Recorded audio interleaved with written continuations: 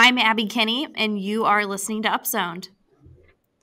Hello, everyone. Thanks for listening to another episode of Upzoned, a show where we take a big story from the news each week that touches the Strong Towns conversation, and we upzone it. We talk about it in depth.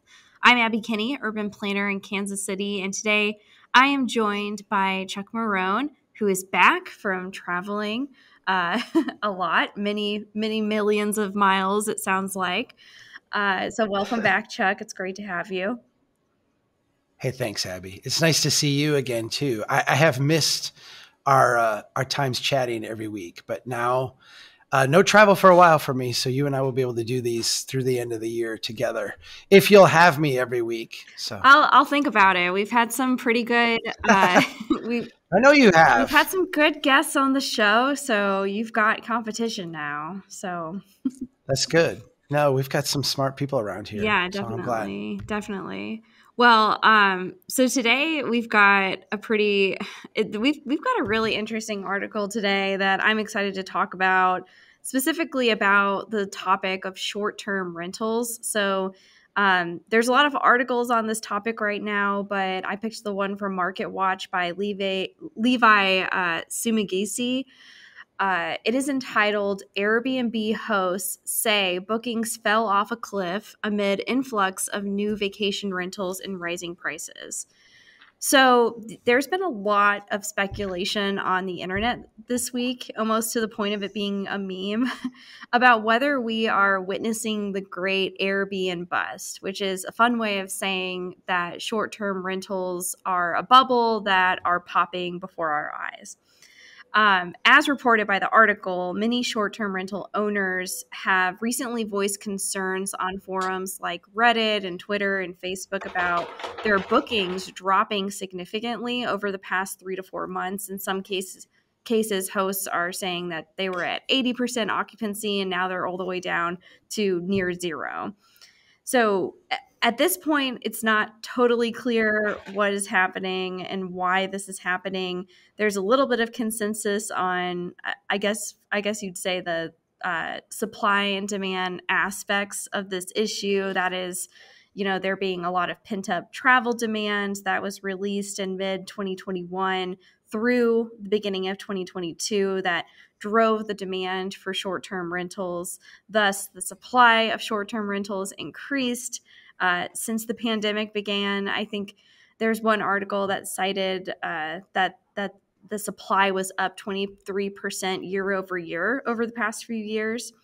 And now, fast forward to 2022, quarter three, travelers are cutting back and which is slashing the demand for short-term rentals. And another aspect of this is that apps like Airbnb and VBRO are now costing more. There's more cleaning fees and other things like that are making them less competitive compared to hotels. So there's a lot of debate about why this is happening, but there is consensus that it's happening and people are seeing a massive drop in their bookings. So I do feel like short-term rentals are one of those things that people love to hate. And you can definitely see, on the internet right now, people are kind of gleefully cheering on this perceived demise of these platforms. I say perceived because I think it's more of a market correction than a complete bust. But, I'd like to get your thoughts on this, Chuck.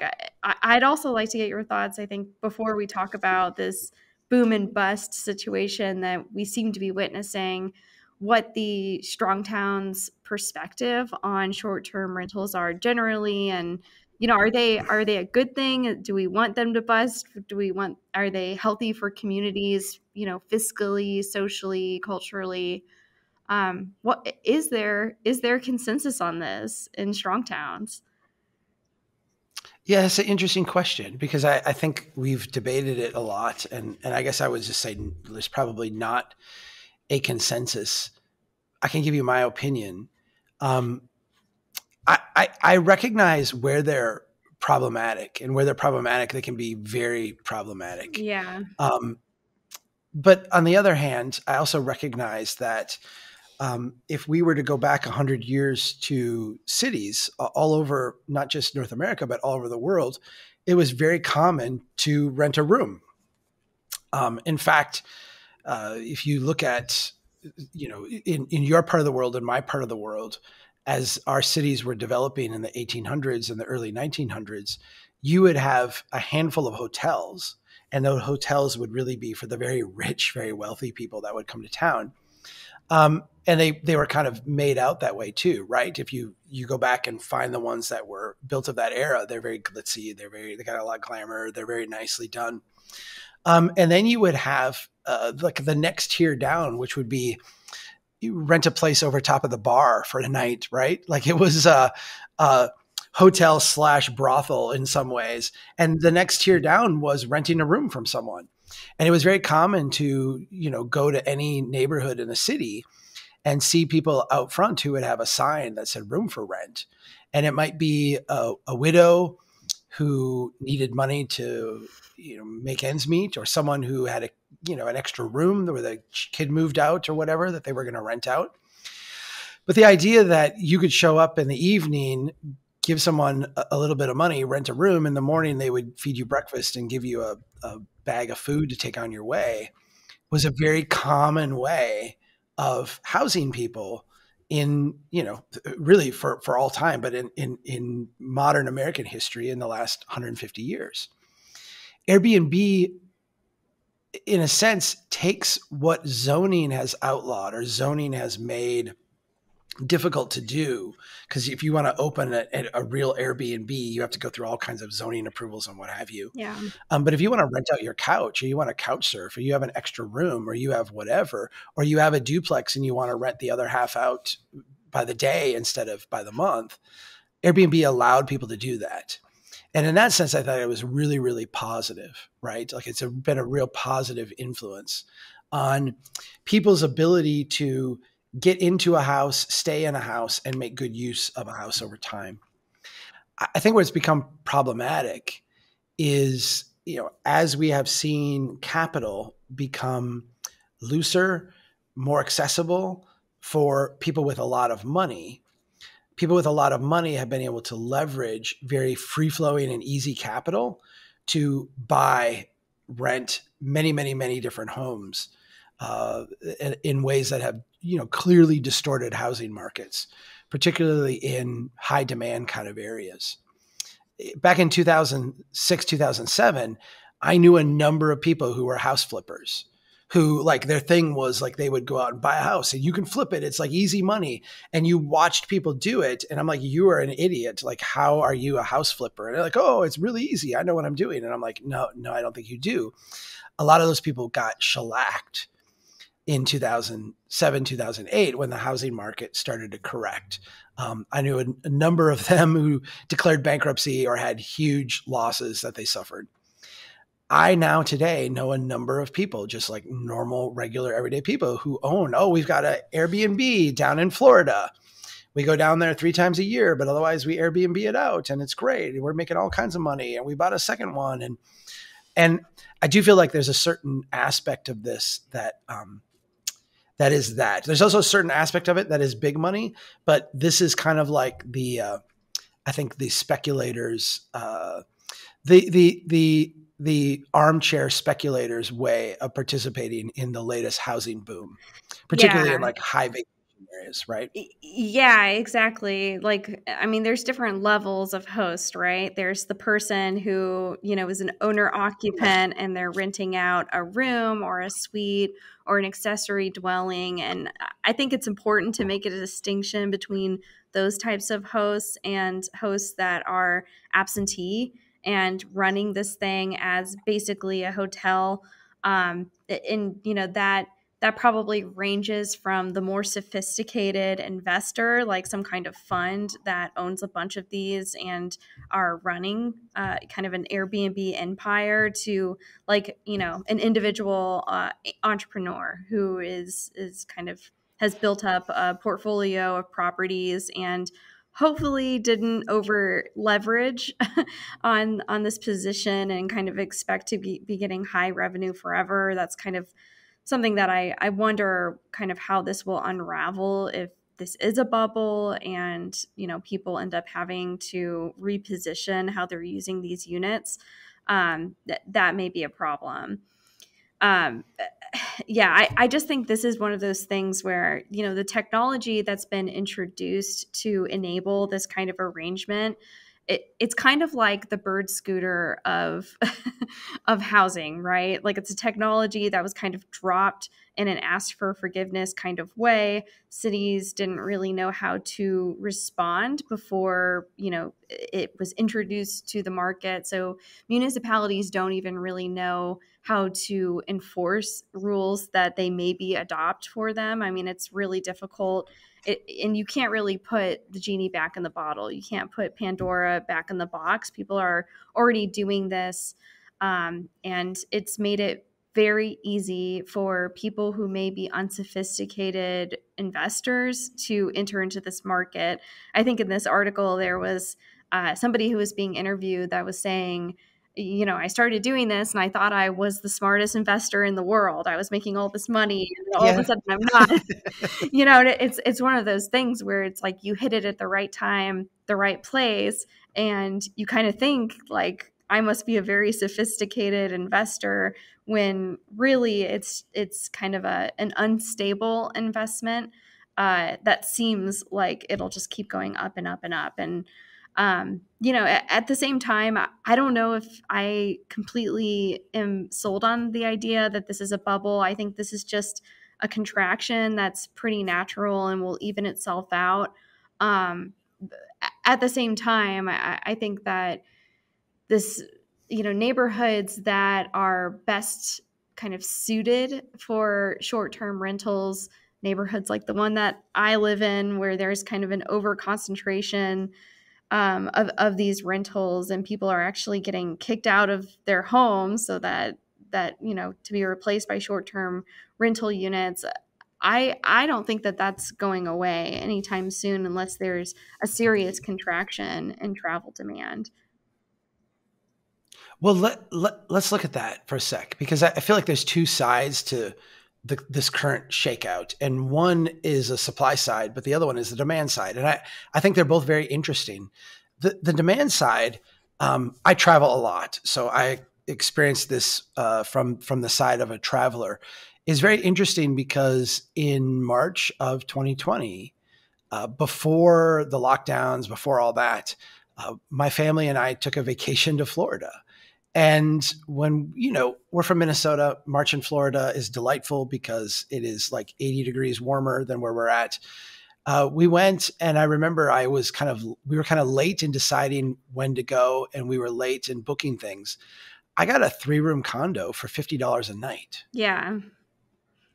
And I did because there was just like everything was vacant, like everything. And we would show up, and it was in this big resort, and there was nobody there. Like there was just nothing. And this was the first week of March, so it wasn't kind of when we got to the whole meltdown thing.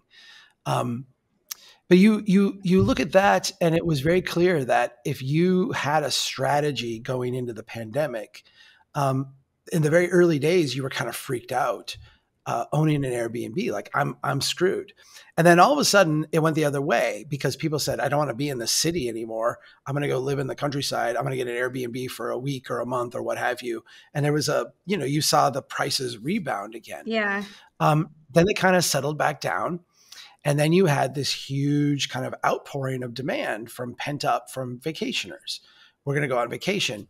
And just looking at demand, not looking at the supply yet and how the market responded to that, but just looking at the demand, again, you had this like overwhelming peak of demand that now has, because that travel season is over, but also because of inflationary pressures and what have you, has started to shift people's spending habits away from vacations, away from these type of experiences.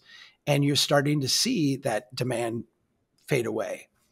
I think in a market that, if we can talk about supply next, is oversaturated from a supply standpoint, demand that is much less than supply, or even like slightly less than supply, will make the prices drop incredibly. In other words, there's a lot of downward room for prices to fall once there's not enough people to get into places.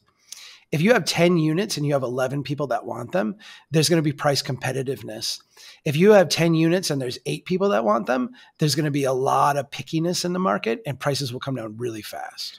And I think that's what we're seeing right now. Well, so let's think about this as a correction, though, because I think that, we could say that prices will just simply come down, but if there are people who have borrowed money against these properties, say they, bought an old house, an old duplex or an old sixplex, and they said, I'm going to turn these all into Airbnbs and I'm going to put a lot of money into it because I'm going to get more revenue from this property than, I would get if I was renting it out to long-term renters. I mean, there are people who have, I think, over leveraged on these projects. And so, while the idea is that they would lower the prices, and I think the lower prices will be the more competitive units. I think that there's a possibility that supply may go down as people pivot and as these units may turn over to become long-term rentals, or have other uses, or maybe they become fully furnished long-term rentals. That's kind of what I'm curious about, is what does that do to supply as the actual hosts that are experiencing this make decisions based on the nuances of their investment, right? Like there may be some people who overextended that may need to pivot. There may be people who turn these over and use these spaces for different reasons. Does that make sense? No, and I think that that is true, and I think that in any marketplace you would see that kind of thing happening, right? The problem is that housing is not like any other marketplace, Yeah. because you're talking about a house that should be rather inelastic in the sense that like everybody needs a house, everybody needs a place to stay, and clearly we've had this long stretch where we've not been building enough to take what we have been building and convert them into short-term rentals has further like shifted that market. And I think it's an open question about how far the other way it can go. Like I said, if you have 10 rentals available, short-term rentals, and you only have 8 people that want them, there's a lot of room for the price to go down. Yeah. But I think the weak players in that have to get out then. And you go very quickly to having 8 or 7 rentals available instead of 10, right? Yeah. Like I don't think it would necessarily take much to stabilize the market again from that standpoint. The interesting thing, and I feel like this is the supply story, is that housing has become such a financialized product now that what we see is a level of volatility in the housing market that mirrors the stock market. Right. We think of housing as being the stable investment that people make to pay off over time. You invest in a house, you secure a mortgage, you pay that mortgage off. At the same time, you have ongoing maintenance costs for that house. You're actually not making money per se, you're kind of losing money, but you have a place to stay. So in a sense, you're paying rent to yourself. There's some ways you build equity in doing this that make sense over a person's lifetime. Yeah. Once we convert housing into a financial product, now what you see is that aspect of living in a place becomes this thing that generates for you equity that you can cash out, that you can use. That in itself makes you bid higher for homes, which drives up housing prices.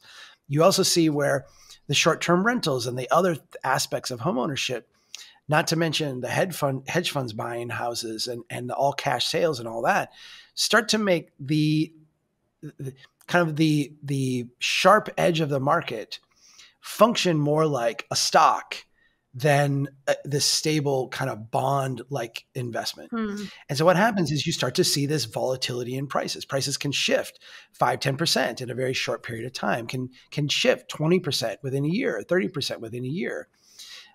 You can't run a housing market for people like you and me. You can't run a housing market for non-investment people where the marginal buyer, the person actually setting the price, has 5, 10, 20% price shifts that they're dealing with. Yeah. And so it creates all this instability in the market. And when you get people like this one person I know who just bought, who bought in the last couple of years a couple of places in Florida that they're Airbnb. I actually think they're screwed. Like I don't know their personal financial situation, but you're going to be taking on a lot of loss and trying to get out of that thing, with as much remaining as you can at some point. And that's just a result of financialization more than so let me create these two scenarios. Scenario number one, a widow or a widower has a spare bedroom and needs the money to make ends meet and stay in their house. I feel like in that situation, we're all like, yeah, Airbnb, like great, like let's stabilize the neighborhood. Yeah. That transaction actually tends to stabilize the value in the neighborhood, which is good for everybody. Let's take scenario number two. The person I know from up the street has access to capital that regular people can't because they have a little bit of money. They use that capital to buy a vacation home in Florida and then put it on Airbnb for 48 of the 52 weeks a year and use that money to, what have you. That person is a speculator, right? Like that person is distorting the market in weird ways that wouldn't be available if that capital wasn't so cheap and readily accessible. And having that capital now become more expensive through interest rates, while at the same time demand for that product goes down, I think that type of person is the frothy one that's going to get knocked out of the market. The question is, how much damage do they do on the way down? Yeah. And, does it ultimately end up being a good thing or bad thing for people who actually live in neighborhoods? Because at the end of the day, it is concerning that housing has become such a commodity that now, we're turning neighborhoods into hotels. That's I would say that's probably not a good thing for neighborhoods broadly. No, it's bizarre. Yeah, it's right. Very bizarre. And as somebody who lives in a neighborhood that is, kind of the cool neighborhood where people want to, visit the city and they want to stay in a neighborhood like this because of the destinations, the unique vibe, you're starting to see a lot of, existing older housing stock that is moderately priced for, homeowners or renters get turned over to investment properties. And, there's one listing in my neighborhood that, literally the title was Party House, and it became a huge party house. Yeah. Yeah. It became a huge problem. And I will say that, I'm not totally against short-term rentals, but these things happen, especially when, they're being managed by people who are speculative owners. They're trying to pull as much revenue out of these properties as possible. It's not necessarily about, creating a home for somebody or like ethically running a property. So that is problematic in a housing crisis. We're all talking about this housing crisis. We're short all these units. By the way, there's studies that say there are 2.5 million Airbnbs. So you've got to wonder what that actually does to the housing supply dynamics. At the same time, again, you can't necessarily put the genie back in the bottle. So this is one of those things where it's like in a functioning market, if there is a demand for both residents and visitors to be located in a neighborhood, why are we not just building a lot more housing? Why can't the market respond to this demand? We know there's a lot of reasons why it's very difficult to actually get anything built in this country, but it seems like, the higher revenue points from, Airbnb and other short-term rental apps would lend themselves really well to helping to fund very expensive new construction and actually leave the older construction to long-term residents. Yeah, but this is where I think you're right. But I also think that this is where our broken financial system is actually creating the wrong signals to investors. we've talked in the past about how having 0% interest rates is like removing gravity from the system. Yeah. It just makes things grow in weird ways. And you get these financial tumors, you get these financial like weird growths that don't make any sense. But there's no corrective mechanism. You're starting to see gravity come back into play now with interest rates like slowly climbing up, which means the cost of money actually, is starting to manifest again. If there's no cost of money, there's really not much at risk for doing crazy, insane things Yeah. with capital. There's no And skin if you in the can access game. capital, there's Yeah. no skin in the game. And now all of a sudden, with capital starting to cost more, there is. And so I the difficulty that we're working through, I think, across the whole housing sector is not only the fact that zoning is messed up and the way that we build homes is messed up and that we should be building a lot of homes when we're not, but we've also turned the housing stock that we have into an investment device akin to a stock or closer to a stock than it's ever been. And so the people buying and transacting in them, the marginal buyer, again, the buyer that outbids everybody else, is looking at that bid as an investment, not as a home. And looking at the bid as an investment, you have different functions than you otherwise would. We rent as an organization an Airbnb every year in Florida. Next month, we have a staff retreat. There's going to be 18 of us staying in 2 Airbnbs next to each other in Florida. We rent 2 like 8-9 bedroom places, and it's a really good way to do a staff retreat for a fully remote company. We all go there and hang out. They are cheap buildings.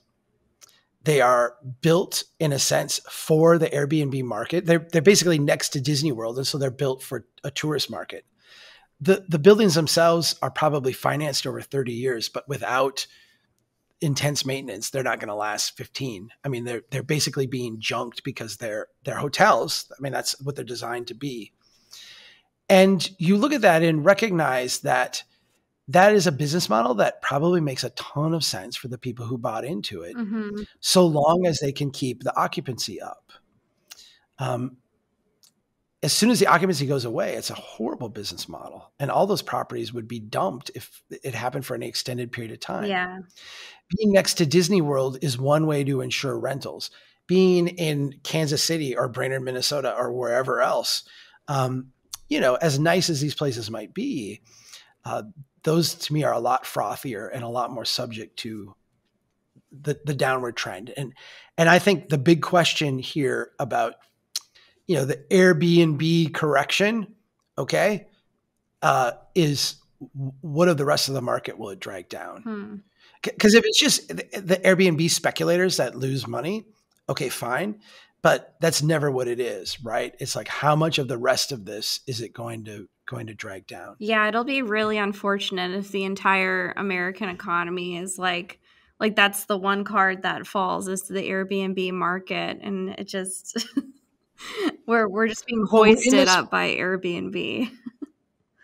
It's kind of silly, but yeah. We're in this situation where it comes to housing where prices need to come down because they're unaffordable, but prices can't come down because so much of our wealth as a nation is tied up in home prices, from everywhere from cities' budgets to personal retirement plans are tied up in the wealth of homes. And so home prices can't come down. Well, but they also have to come down. And we've borrowed money against, these supposed high values that, I don't know, I've been a homeowner for a couple of years now, and it's like the amount that the increase in that my current home has apparently gone up in value seems completely fake. Like, it just doesn't make any sense. Right. And the fact that we have this whole housing economy that, spikes in these ways that are really irrational. I mean, it's unfortunate that we're leveraging against something like that and in the way that we are, because it does feel like a Ponzi scheme. Yeah. But my house has doubled on Zillow in the last 6 years since I bought it. Yeah. And the interesting thing is I got my tax appraisal from the county, and they have it valued at near that as well. And so let's say that there's actually a correction and it goes back to what I think it should normally be, which is a substantially less than that. My community is planning on this much tax from me, and they're actually going to wind up getting this much tax in a year or two when things straighten out. And how do you make that work? You make that work by like dramatically raising tax rates in a recession, in a downturn, in an area of high unemployment, in this. So what do? You cut government services in a government that has massive amounts of backlogs of everything and is struggling to maintain everything that they have. How do you cut from that? So, to me, there will be something at some point that pricks a bubble. Maybe it's this, I don't know. But the housing market is very unstable right now because it is not responding to reality as people experience it on the ground. Yeah. It's scary. It's a scary thing to think about, and scary that it could be Airbnb that takes this whole thing down. Well, if it is, there'll be a window where we can get really cheap Airbnbs. So maybe we should go and take a European vacation. Yeah, right. Save your pennies.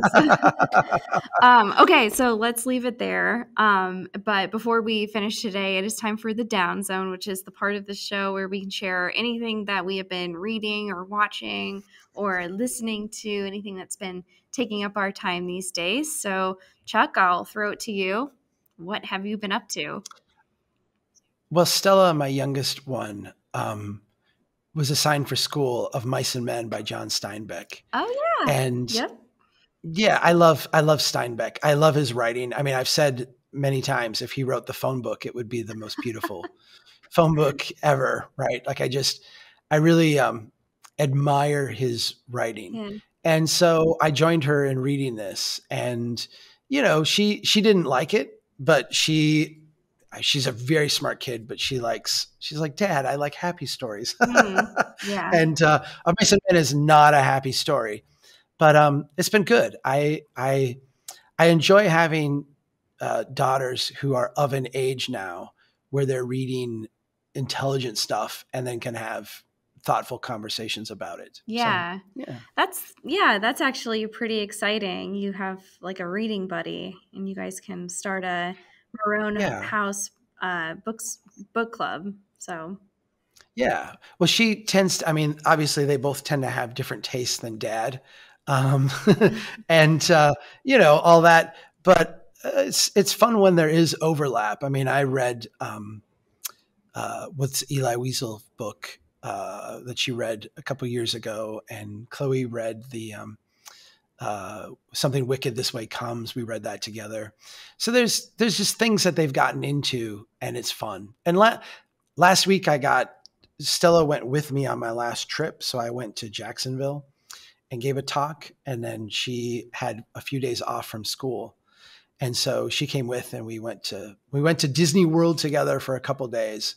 And so just the two of us, when you have two daughters, you don't get to spend an extended amount of times very often with just one of them. Mm-hmm. So to be able to spend really 3.5 days with just one of them as my companion was a priceless ton of fun. That's awesome. So, yeah. Well, that's a lot of fun. I remember when I was probably your daughter's ages, my father actually travels a lot for work, and I used to love going on work trips, wherever it was, and, going to Florida and other places like that, Chicago, and getting to spend a few days seeing a cool place. So, yeah, that's great. So I guess what I wanted to share this week was that I've actually been starting a puzzle. So every winter, I usually go out and get like 1,000-piece puzzle. And I've actually started one that I already have and have been starting to work on it.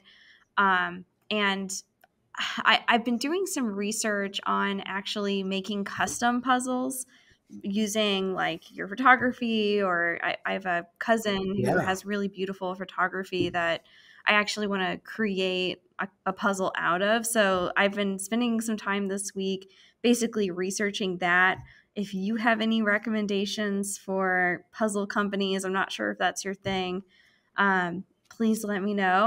I'm in the market for a new puzzle, and I want to get something really interesting and cool because basically between now and the end of winter, I like to have at least one, large puzzle that I will continuously work on through the winter.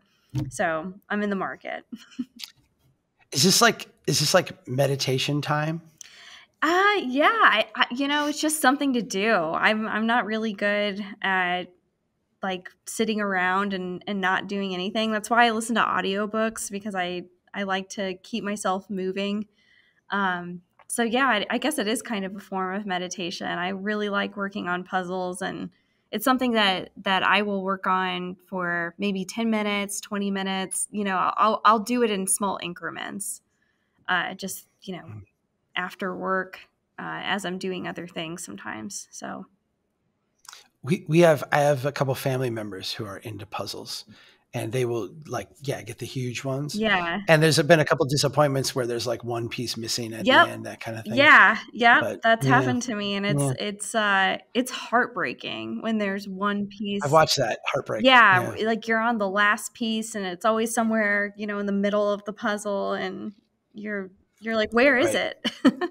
And you're looking Hmm. under everything, and it's like a frantic situation. So Yeah, but you're right. It's never been my thing, and I don't know. It's not that I don't mind it. I like doing it with friends as like a social thing sometimes. But yeah, I read books. I mean, yeah. that's what I said. Like, I actually have like 4 books going on right now, and I'm like, oh yeah. Last night, because I've been gone, I was gone for 10 days in a row, and when I got back, it's like I found this old friend again, and it was this book that I'm like a third of the way through and was really enjoying, but didn't bring on my trip because I brought my Kindle on my trip, which has like way too many books in it. And I found this book and I'm like, oh, I've missed you, old friend. Like, let's sit down and get to know each other again. So if I got 15 minutes here or there, that's what I end up doing. What's interesting is that I had the same feeling as I've been working on this puzzle that I already did. Like I remember Mhm. specific pieces and, how they connect with other pieces. That's kind of interesting that you say that, because it's like almost like a photographic memory. I don't have a photographic memory, but Yes. there's things that you just really clearly remember, how certain pieces match together, and working on one particular piece. And so I actually have pieces that I like remember being frustrated by, or remember where they go without looking at the picture. So yeah, I love puzzles. I want a new one because working on one you've already done is not as fun, I don't think, as getting a new one. So Well, I will keep my eyes open for you. I've been, when I look at them, I'm like, okay, you get these ones with all these colors and all this depth. And I'm like, okay, well, that looks hard. But then the hardest ones look to me the ones with like not a lot of, like, very simple ones, right? yeah, I think I'd Like where the rather color do gradations one. don't change as much. Yeah, I don't really like that. I would rather do one that has enough going on that you can start to like make logical matches and organize the Okay. pieces. Maybe, I feel like it's my OCD tendencies, and that's why I like working on puzzles. I like to organize all these pieces and start putting it together. So, yeah. Okay. I will find you a good Yeah, puzzle. find me one, please. That would be great. I will. Okay, well, Thanks, we'll Abby. end it there. Thanks everybody for listening to another episode of Upzoned. Keep doing what you can to build a strong town. Thanks, Chuck.